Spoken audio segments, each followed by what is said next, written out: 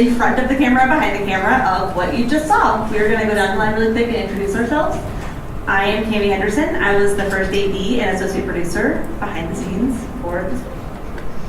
Hi, I'm Shane Nettle. I played Peter Pettigrew. Woo! Marissa Pack. I played Fiona. I'm Darby Best. I played Marlene McKinnon. I'm Cameron Bagley Fox, and I played Alice Fawley. I'm Amanda Taylor, and I played Lily Evans. And I wrote it. I'm Cassandra Taylor, and I was the cinematographer and camera operator.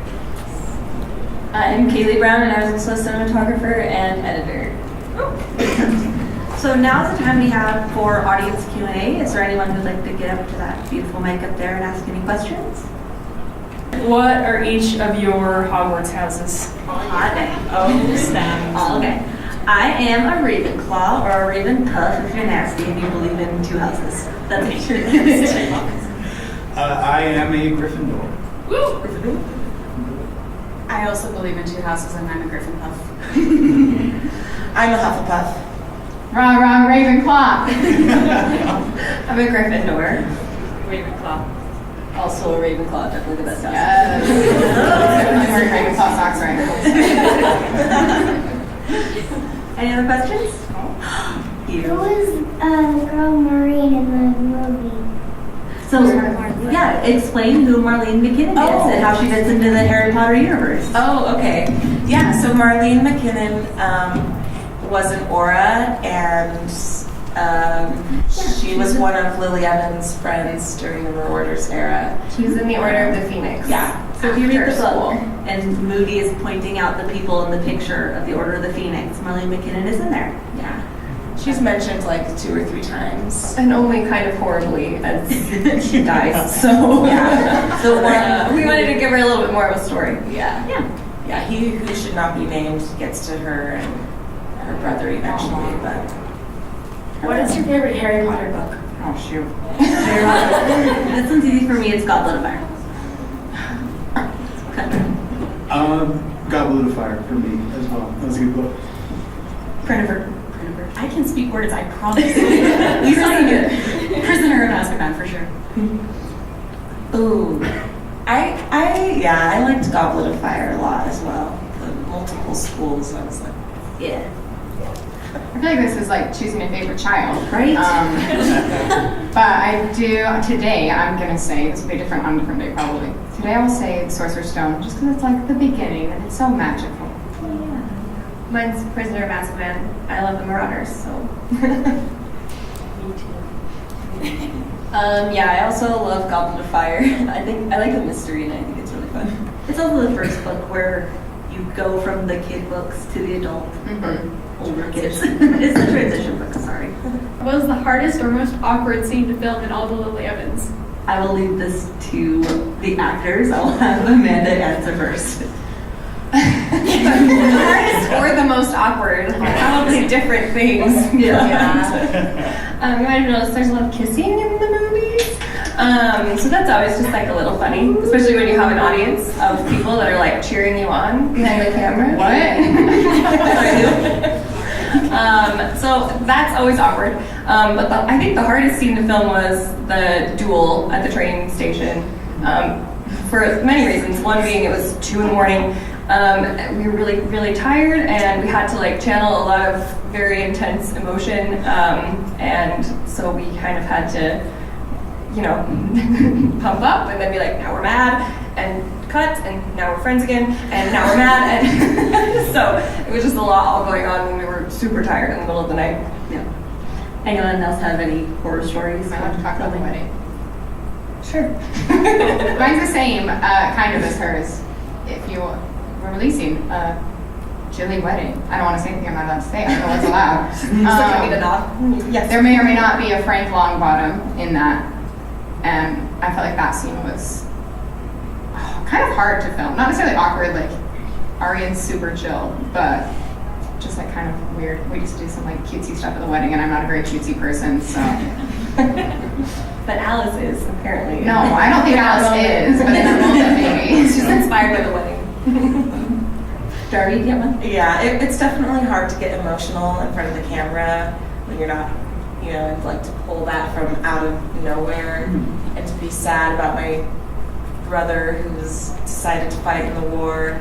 But, you know, enough nerves and looking up at the sun and, you know, a few tears start to fall, and it worked out, I feel like. There was a tear we captured. I don't know if you noticed, but there was a legit tear. We're all very impressed. I'd have to agree with Amanda that the duel was difficult. As she said, we filmed it at 2 in the morning. That wasn't intended to be filmed at 2 in the morning, but that's what happened. And we took a lot of takes there. And again, it was sort of emotionally taxing. And we'd filmed the whole day earlier and then Outdoors. and then posted It's a the lot. duel until late at night. So it was a long day. How about you?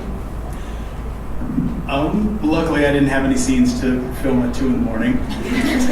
But the dueling club scene was it was kind of difficult to get done simply because we had limited time for light. The sun was going down, so everybody was kind of like squinting like this into the sun until the camera rolled, and then you just forced your eyes open and took the pain, and then we would do like one take or half a take, and then a car would just roll down the street, or a tractor or something, because we were just in the middle of a field surrounded by roads, and so there was several interruptions that kept that scene. Sweating Dogs. profusely. Yeah, Wearing a Yeah. lot of knitwear and 90 degrees. And Cammie had like a fan for us. I did. I was the official umbrella and fan holder. It was great. Very glamorous. Yeah. So that scene. Water, who needs water? Yeah. It was a lot. It was a lot to get done, but we got through it. Yeah. Right. So obviously, most of the characters in the film are either dead or no longer around in the canon series. So when you were developing your characters and figuring out how you wanted to portray people, how did you try to get into the characters' heads? Yeah. Good question. We will start opposite. We'll start with Shane and go down. Okay. Yeah. Well, for me, I mean, Timothy Spall did an amazing job with Peter in the films, and my research process was pretty much watching interviews of his and then just watching scenes in the film, and one thing stuck out to me from what he said about what attracted him to the role of Peter, and he said, well, it's such an interesting character because it's one totally defined by his weakness. And that was my way in to Peter, of if we take that before he's been manipulated and crunched up into the Dark Lord's little minion, who is the guy, who is the Peter that we would all know in a schoolyard, and that's what I was tried to channel, someone who was desperate to be liked. Fiona was a little tricky because she doesn't actually exist in the Harry Potter universe, so all I had of her was what Amanda had written into the script. So basically delving into her personality as somebody who felt the responsibility to love others and to basically to be a support when she didn't feel that she had a support of her own, and had to look into her psyche from there. Marlene was fun because she isn't mentioned a ton in the book, so she definitely had a lot more free writing, but then also the writing of Marlene McKinnon gave her a personality that I felt like was fun to work with and could fit in with the other friends, and like I kind of felt like what was the group of Marauders missing and what were these girls missing, and I felt like there was this sort of fun, bubbly, girly character that could add to this friend group and create like a nice diversity of like types of friends that would all come together and like all be able to bring something different to the table. So I guess I kind of looked at what wasn't there and like worked with that, but then also what was written for the character was already really wonderful, and it was fun. We kind of talked about, the possibilities of her character and what she was like, and her relationship with her brother and with the Marauders and how she would fit in. And so it was fun to be able to kind of almost develop her a little bit more, since she didn't have a lot of preconceived development in the book. So it was fun that way. Yeah. I would kind of second that with Alice. Everyone knows that she's Alice Longbottom, right? Is that clear in that? I feel like most of the original idea for the character, I mean, you meet her in the books, kind of, but you don't meet her in the books. And I feel like Amanda did a really good job of kind of structuring a character that would also totally be believable as Neville's mom. I also feel like she's kind of just like me. So as far as like developing the character, I was like, oh, yeah, I'm Alice, I guess. You know, so I just kind of like stepped into that. I don't know. Yeah, I think that happened with a lot of the people, actually. But, and they're not here, so we're going to speak for them. So Bryson, who plays Sirius, is very much like that friend. Like, he's like jokey and goofy and fun, but also like he's very reliable, he's very dependent, he's totally that guy. And John is completely like, he comes into the room and it's like, here he is. So when you kind of get those two as the James and Sirius dynamic, and then we added the great Peter dynamic to it, it all kind of like fell into place because we knew that those characters a little bit better. So part of my process when I was writing this, I reread all the books and I had a highlighter for each character, and anytime they were mentioned, which is not very often, I would just like highlight it.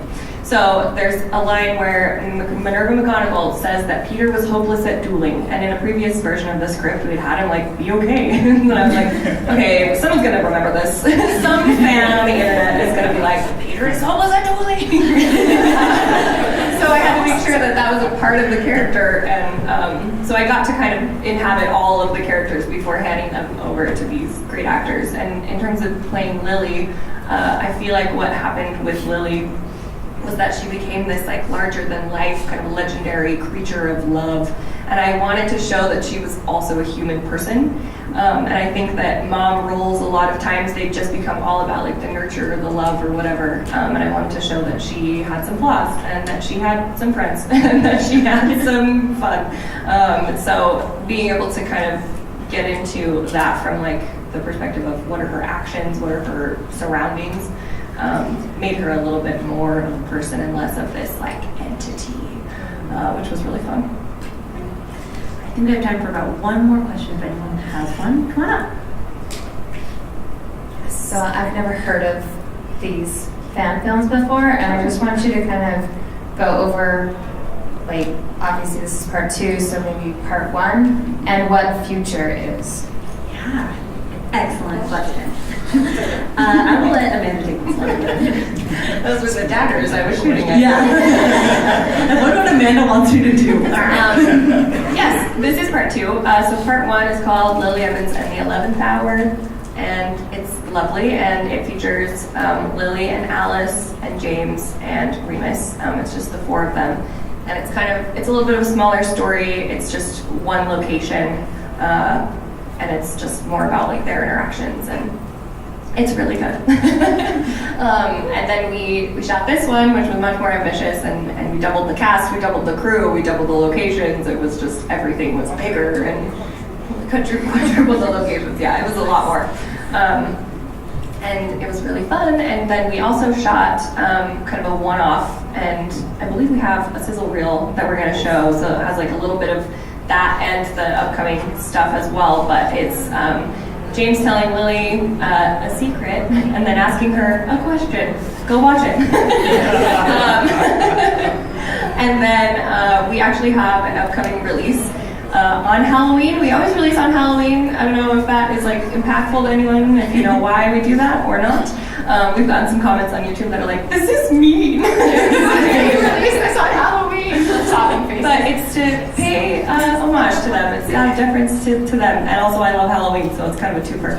And it's the wedding that Camry was talking about between James and Lily. And yes, it's very magical and kind of shows some of the parts of a wizarding wedding that have never been seen before. And we took the parts of the book when Bill and Fleur get married, and we adapted it to kind of this time period and this group of people, and it's really lovely, if I do say so myself. And actually, we have a surprise for you guys at the end of the sizzle reel. So even though that's being released on October 31st, we wanted to give it to the FanX people now. Thank you for coming. And that is our panel. Thank you so much for coming out, guys. It's been such a pleasure to have you all. Thank you. Enjoy your day.